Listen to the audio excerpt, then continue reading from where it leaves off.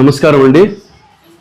ఈరోజు కేవీపీఎస్ ఆధ్వర్యంలో సందెకూళ్ళు గ్రామంలో యువకులంతా కలిసి మన ప్రపంచ మేధావి అయినటువంటి డాక్టర్ బిఆర్ అంబేద్కర్ గారి జయంతి కార్యక్రమం ఉద్దేశించి రక్తదాన శిబిరాన్ని ఏర్పాటు చేయడం చాలా హర్షించదగ్గ విషయం.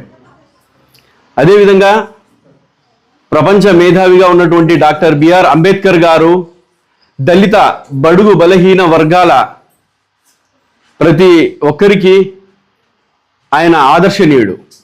ఎందుకంటే తరతరాలుగా అణగారినటువంటి జాతి దళిత బడుగు బలహీన వర్గాలు. వాళ్ళ అభ్యున్నతి ఎప్పుడు సాధ్యమవుతుంది అంటే ఎప్పుడైతే దళిత బడుగు బలహీన వర్గాలు రాజ్యాధికారం సాధించి వాళ్ళు రాజకీయ పదవుల్లో ఉన్నత స్థానంలో ఉన్నప్పుడే వాళ్ళ యొక్క జాతి అభివృద్ధి చెందుతుంది అనే ఉద్దేశంతో ఎంతో మహోన్నతమైనటువంటి రాజ్యాంగాన్ని ఆయన మన భారతదేశానికి అందించడం జరిగింది.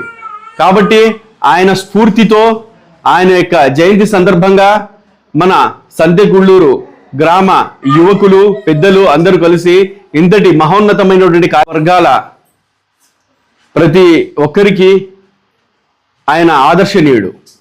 ఎందుకంటే తరతరాలుగా అణగారినటువంటి జాతి దళిత బడుగు బలహీన వర్గాలు.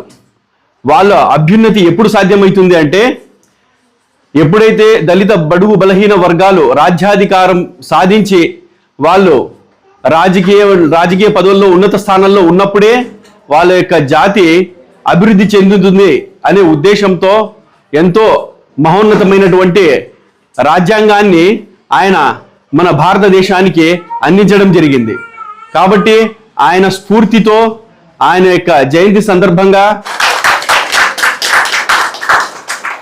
అదేవిధంగా ప్రతి ఒక్కరూ కూడా ఆయన అంబేద్కర్ యొక్క ఆశయాలు సాధించాలంటే ప్రతి ఒక్కరూ చదువుకోవాలి. చదువుకోవడం ద్వారానే జ్ఞానం సంపాదిస్తాము.